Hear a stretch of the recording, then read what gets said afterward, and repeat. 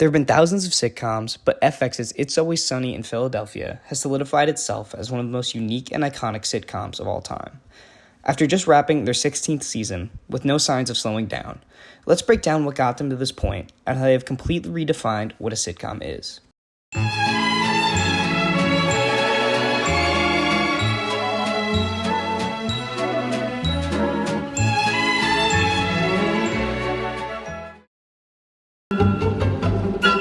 What sets It's Always Sunny apart from every other sitcom is through what has been dubbed an anti-sitcom. Unlike typical sitcoms, where characters undergo personal growth and moral development, the gang at Patty's Pub has remained almost the same for the past 16 seasons.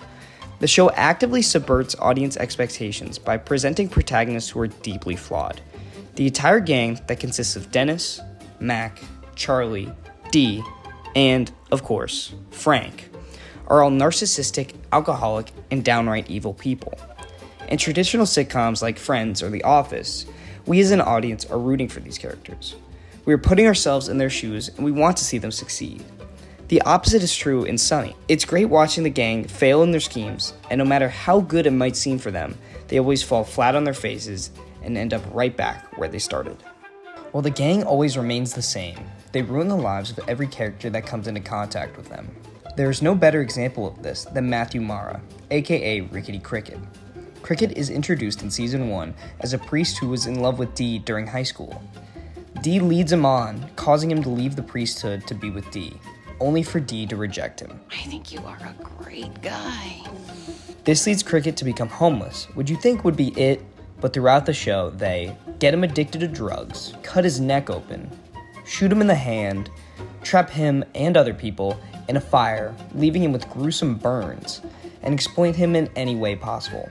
The gang, all by themselves, transformed him from this, a well-respected priest, to this, a homeless drug addict. Cricket is the living embodiment of the gang's callous disregard for the well-being of others.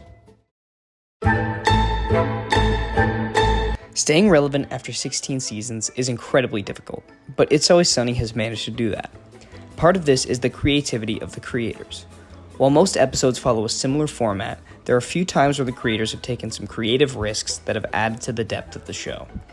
Some of the best examples of this are the animated part in The Gang Saves the Day, where Charlie is envisioning his perfect life in a Pixar-like fashion. The true crime documentary parody in the episode Making Dennis Reynolds a Murderer. The meta sitcom episode Old Lady House, which pokes fun at traditional sitcoms, and the one-take section in Charlie Work, where there are no cuts for almost 7 minutes of the show. The creators are never complacent and are always trying to push the boundaries of what a sitcom can be. The biggest reason Sunny is still relevant is an aspect of the show that has been a part of it since the beginning, talking about controversial topics. It's Always Sunny has never shied away from talking about any and all topics. Some of these topics include racism, abortion, gun rights, gay marriage, and just about any other issues you could think of. The pilot episode is called The Gang Gets Racist, so they've never been scared to talk about anything. From an outside perspective, it might seem like they're making these jokes in bad taste, but by using its outrageous characters and absurd scenarios, the show is able to shed light on different societal absurdities and hypocrisies. Rather than delivering moral lessons or taking a stance, It's Always Sunny presents topics through a lens of dark comedy, inviting us as the viewers to confront uncomfortable truths while laughing at the absurdity of it all. The episode that best illustrates this is Gun Fever 2, Still Hot. It starts with Frank going on the news to talk about his guns and how they saved him from a mugging. I started blasting. Bang! Bang! This divides the gang. Mac and Charlie try to go to a school to protect the school with more guns. When that doesn't work, they try to arm the students with weapons, which of course fails horribly. While they are doing that, Dee and Dennis try to get a gun to prove how easy it is. They start at the gun store, where they both fail a background check, because they are insane. You light one bitch on fire and everybody freaks out. They then try many other methods, but each one fails. Both pairs end up flipping sides, and when they realize the other pair has done the same, they are left angry and confused. They go to Frank for answers, since throughout the episode, he is seen promoting guns. Hey, hold on a second. What's going on? I thought you were into guns. You know, why have you been on TV talking about all that shit? I bought a stake in Gunther's Guns. I got everybody angry and scared. They bought the guns. I made a fortune. Oh, my God. This is crazy. So you don't give a shit about the gun issue at all? Everybody does it.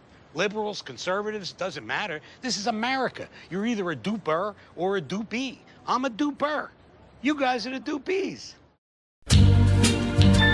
It's Always Sunny will go down as one of the best sitcoms of all time. There is a reason it's one of the longest running shows on television. They've been consistently hilarious all these years, and I've always thought of it as the funniest show on television. It has a unique style of comedy I've not seen in any other show. There are multiple times it's made me cry laughing. If you haven't seen it, I encourage you to watch it. The three creators and stars of the show, Glenn Howerton, Charlie Day, and Rob McElhenney, are geniuses and have expanded to do many projects over the last 20 years, but have always stayed true to Sunny.